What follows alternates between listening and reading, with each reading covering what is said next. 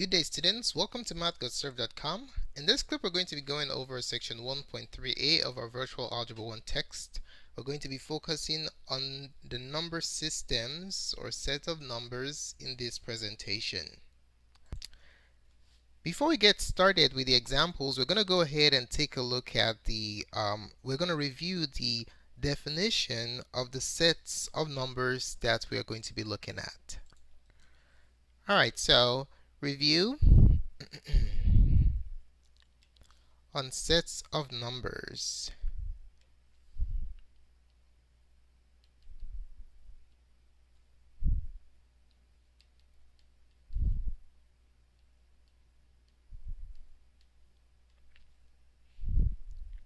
We're going to be looking at 6 sets of numbers in this presentation, and for the problems we're going to be working on, we're going to be classifying the given problems using the sets that we're about to define.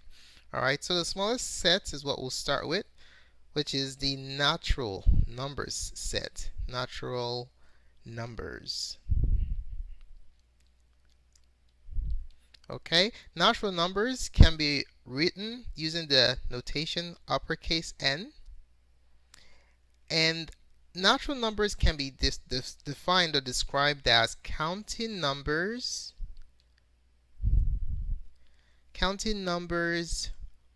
from 1. Okay, so what are counting numbers from 1? Example of counting numbers from 1 are 1, 2, 3, and it goes on and on. The next set of numbers that we need to know are known as your whole numbers.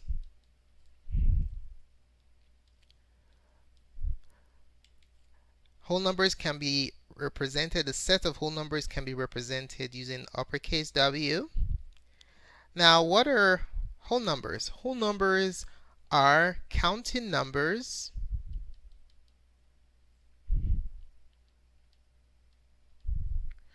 but rather than starting from 1 like natural numbers, you're starting from 0. Okay?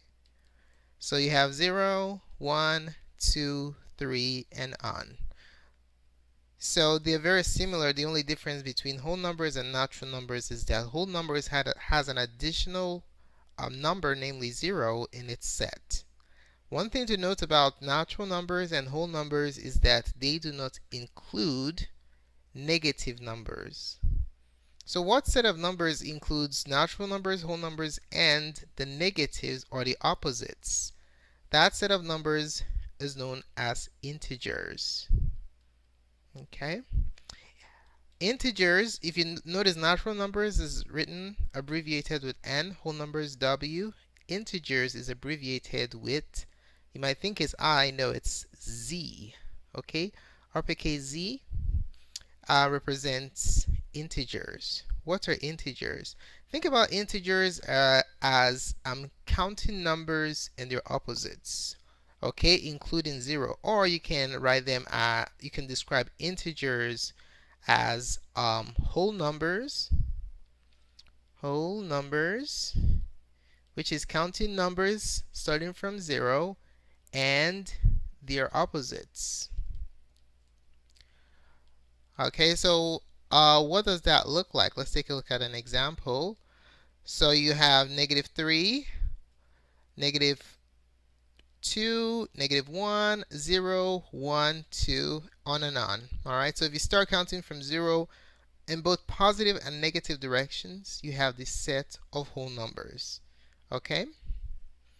Now, one thing to note about natural numbers, whole numbers, and integers is that they are not fractions in their simplified state. They are whole.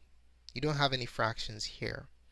So that leads us to the next question. What set is used to capture fractional numbers? That is known as the rational, the set of rationals. Okay? So how would you describe rational numbers?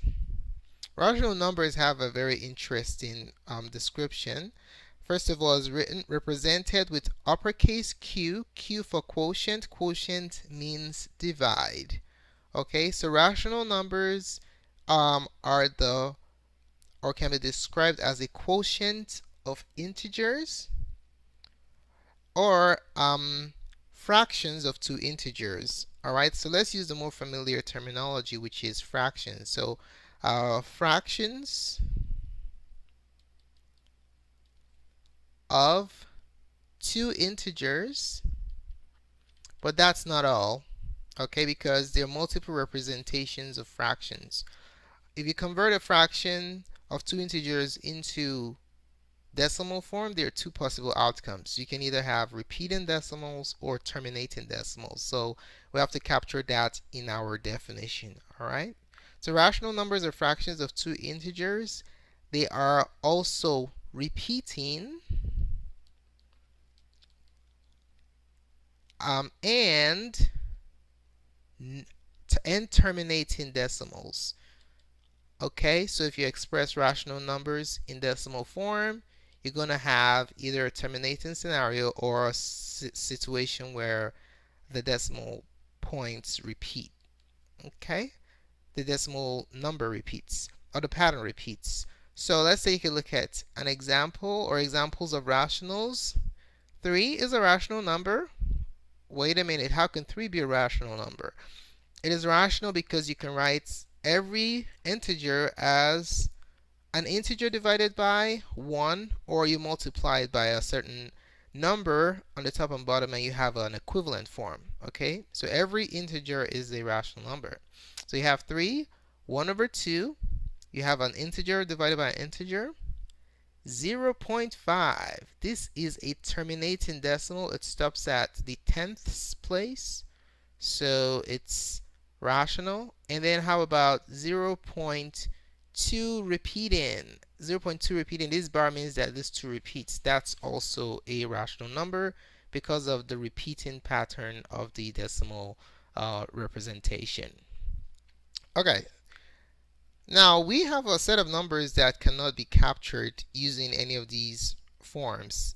They're in their decimal form, they do not repeat or terminate, and they cannot be written as a fraction of two integers. What type of number is that? The set of numbers that fit that description are known as irrational. Okay, so think about it as the opposite of rational. Something is not rational is irrational. Okay, irrational numbers can be represented or abbreviated using uppercase I, and it can be described as numbers that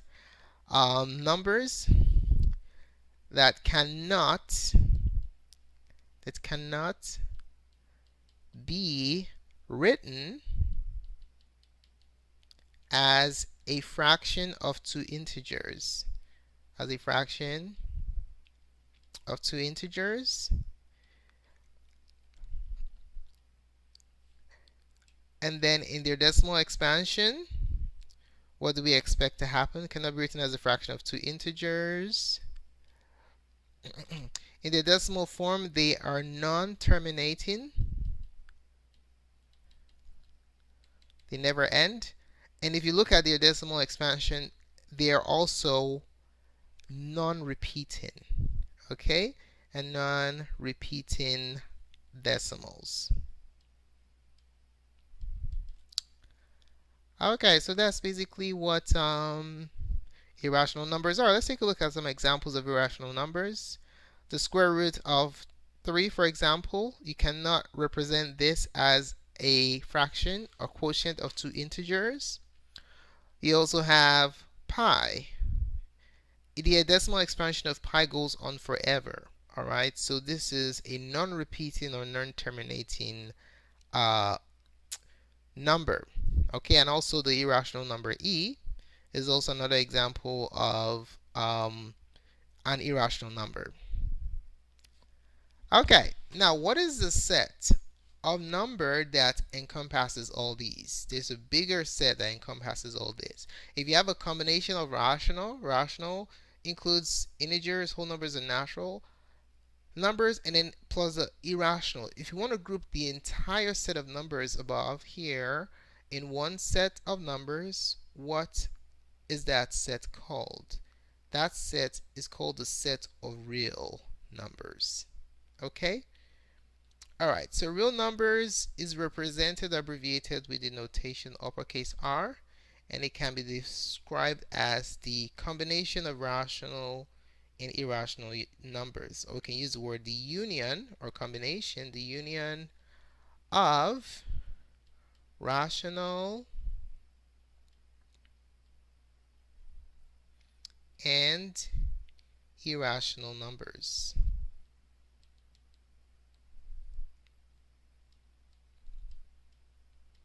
All right, what are some examples of real numbers? 1/2 is real. Pi is real. -5 is real. Okay, so most numbers that you can put on the number line, on the real number line, that you can graph on the real number line are real numbers, basically. Okay, so these are the set of numbers that we're going to be working on with today. Now, to give you a visual, let's take a look at a visual representation of this set of numbers. All right, so just to help you to see how how you have a subset of bigger sets, and then how you have some sets that do not even overlap with one another. Okay, so we're going to use a Venn diagram representation to help you to visualize what these set of numbers are. So we're going to start with the smallest one, which is the set of natural numbers. So the smallest one is the set of natural numbers n. Okay, now if we include 0 to the set of natural numbers, it gets a little bit bigger. It becomes the set of whole numbers. Okay, so natural numbers plus 0 gives you the set of whole numbers. So if you take a look at this setup that we have right here, it just basically helps you see that all natural numbers are whole numbers. Okay, and then when we add negativity to the mix, it extends this set to the set of integers. Okay, so you see natural numbers, all natural and all whole numbers sit nicely in the set of integers. Okay, now integers are just whole numbers and their opposites. What if we include fractions and terminating and non-repeating decimals? I mean repeating and terminating decimals. If we add that to the set of integers, we extend the set into the set of rationals. Rationals represented with the letter Q. Okay. All right. So we have rational numbers, which is made up of natural, whole, and integers. But you also have a set of numbers that are not rational. So that's another set. You see, it's not a subset of rationals. It's its own set. That is known as the set of irrational numbers. Okay? Now, when we unite these two together, we have the bigger set. This big set right here is known as your real number. Set of real numbers. All right, so this is just a visual to help you to visualize how you have an overlap of the different set of numbers. All right, now let's take a look at some examples. The instructions for the examples that we're doing. The instructions are as follows. So examples, we are to classify the following numbers. Classify the following numbers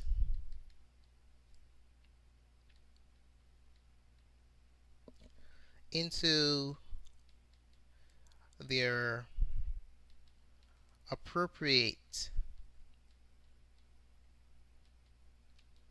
set or sets of numbers. So you might have a scenario where a number fits into multiple sets. Okay. All right. Number 1. Let's take a look at this number, square root of 5.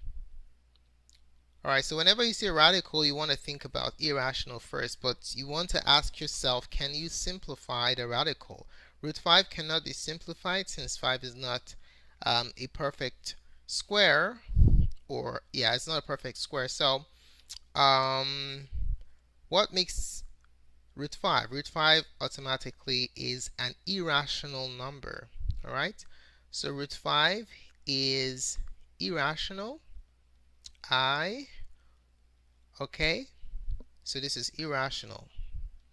Why is it irrational? It's irrational because it cannot be written, root 5 cannot be written as a fraction of two integers. Okay, it cannot be written as a fraction of two integers. So it's irrational. It's not just irrational. Remember, every irrational number is what? Every irrational number sits nicely in the set of reals. So it's also a real number. Why is it real? Because all irrational numbers are real. Okay? So the answer for root 5 is the set of integers and real numbers, I and R. Question 2. The set of irrational numbers and real numbers. Okay, irrational and reals, I and R. Okay, number 2. Let's say we have 10. What kind of number is this? 10 is definitely a counted number. So we know that it should be natural. Now, how do we know that it's a natural number? We know that it's natural. Let's write this down first. Natural because what? It's natural because it's a counting number. Counting number from what? It's a counting number from 1. So that makes it natural. Is it whole? Absolutely. 10 is also a whole number. Why is it a whole number? Well, guess what? All natural numbers are whole numbers. Okay? Another way to say it is that this says 10 is a counting number, is included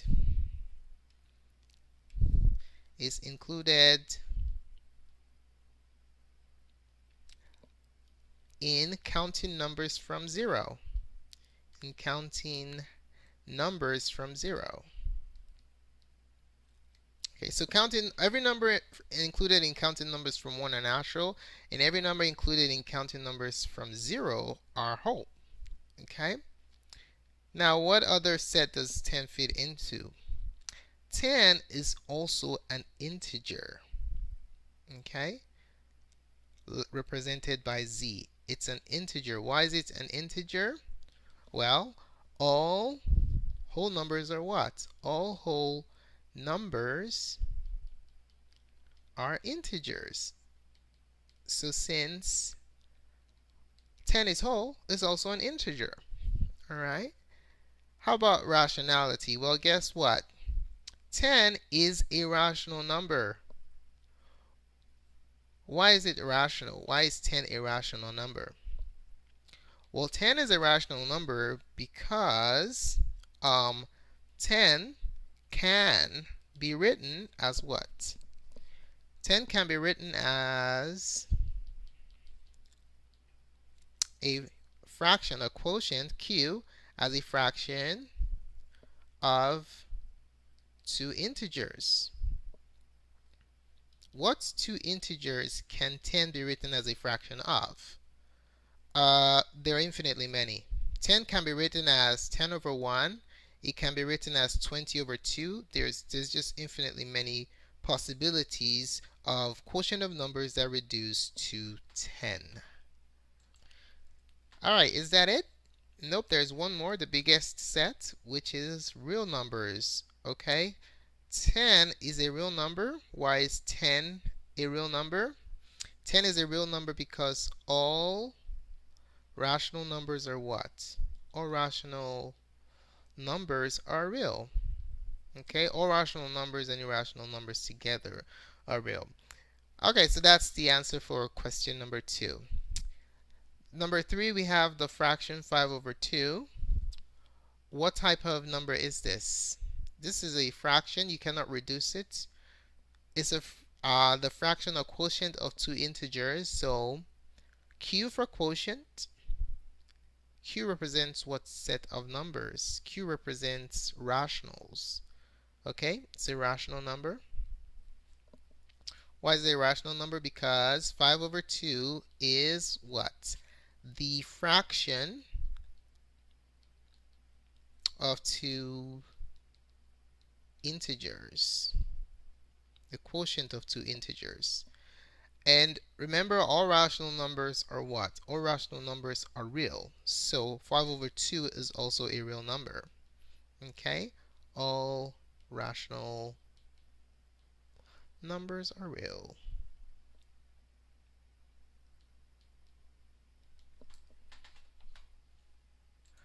All right. That's that for question 3. Let's move on to question number 4. What if we have the number 0? This is a very weird number right here. Okay, the number 0. Let's start. Is 0 a counting number? Well, depending on where you're starting from, right? So since you're starting, if you start from 0, in order to hit 0 while counting, that tells you that 0 is a whole number. Okay? 0 is a whole number. Why is it a whole number? Well, because 0 is included in counting numbers from what? Counting numbers from 0. When you start counting from 1, you have natural. But when you start counting from 0, you have whole. Okay? Alright. What else? What other set does 0 fit into? 0 fits into the sets of integers also. Z is a representation for integers. It is an integer. Why is it an integer? Well, all whole numbers are integers. Okay, so let's write that down. All whole numbers are integers. Remember, integers are whole numbers and their opposites. Okay. How about rationality? Is Q a rational number? Is a 0 a rational number? Q, it definitely is rational. We can argue that 0 is rational since it's an integer, or we can also use the definition of rationals, which is the quotient of two integers. So 0 can be written as a fraction of two integers, as a fraction of two integers. Okay, so what are two integers that you can write that reduces to 0? There are infinitely many combinations. You just write a quotient of two numbers where the denominator is not 0. For example, 0 over 1, that gives you 0, or 0 over 3, whatever. As long as the denominator is not 0, you have 0 as a reduced form of that quotient. Alrighty? Is that it? Are there any other sets of numbers that 0 falls into? We know that whole numbers, integers, and rationals are all subsets of a bigger set. What is that set called? The set of real numbers. So 0 is a real number. Why is it a real number? Because all rationals are real. Alright? That's that for number 4. Let's take a look at the last example problem. What if we have the number, for number 5, what if we have the number negative 10? What set or sets of numbers does this fall into? Negative 10, if we take a look at it, it's a negative number. Okay, so that basically eliminates natural numbers. Since natural numbers you count from 1. It eliminates whole numbers since whole numbers you count from 0. How about integers? Counting numbers and their opposites. This is the opposite of 10, so it definitely is a or an integer, z. Why is it an integer? Because negative 10 is included in uh, whole numbers, whole numbers 0, 1, 2, 3 all the way to infinity, and their opposites, So whole numbers and their opposites represent integers. Okay? What else?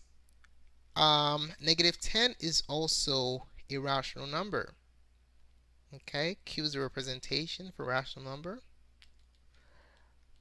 Why is negative 10 a rational number? Well, all integers are rational. Or you can also argue that negative 10 can be written as what? It can be written as a fraction or quotient, as a fraction of two integers. Now, can you think of two integers that divide to give you negative 10? There are infinitely many. How about negative 100 over 10? That's just one representation. An easier one will be negative 10 over 1. Okay? Okay. Now, what's the last set that this number falls into? It's also a real number, right? Why is it a real number? It's a real number because all rationals are real. Alright, so how well did you master the contents of this presentation? Well, I would like you to try out your skills on the following problems. So try these. The instructions are still the same. You have to classify the given numbers into their appropriate set or sets.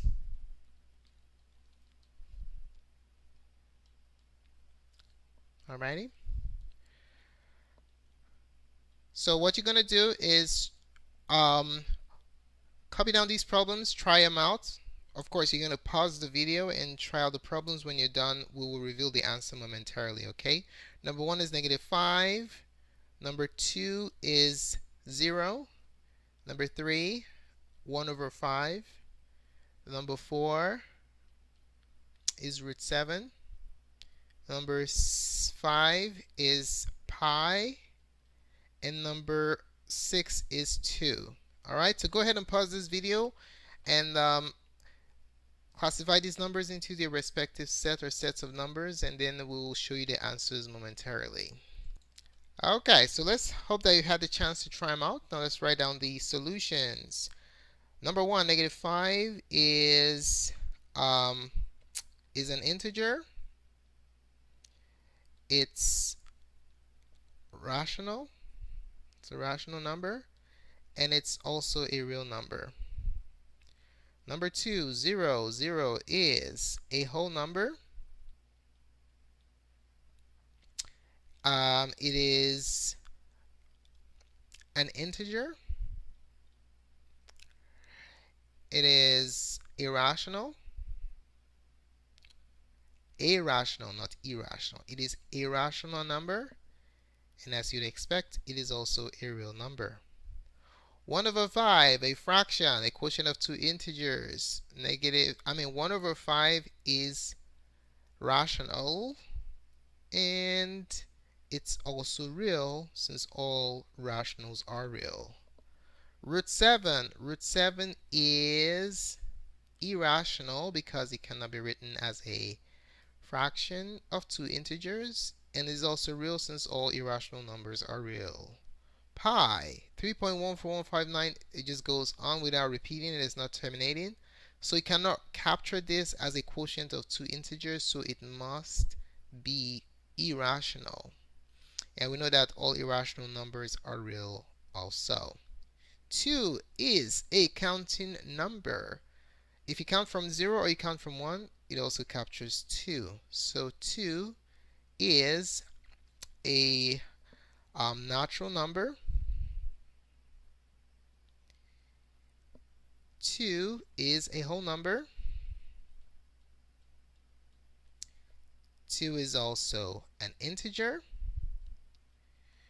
2 is irrational number, is rational.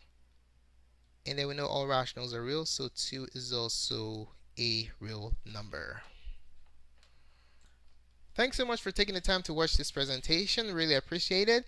If you found the contents of this tutorial helpful in your studies of sets of numbers, do give us a thumbs up. Your positive feedback is very valuable to us. If you have any questions or comments about the contents of this presentation, just place it in the comment section below and we'll be more than glad to support you. Don't forget to subscribe to our channel for updates to other tutorials such as this. More clips and prep resources can be found on mathgotserved.com. Go ahead and check it out. Thanks again for watching and have a wonderful day. Goodbye.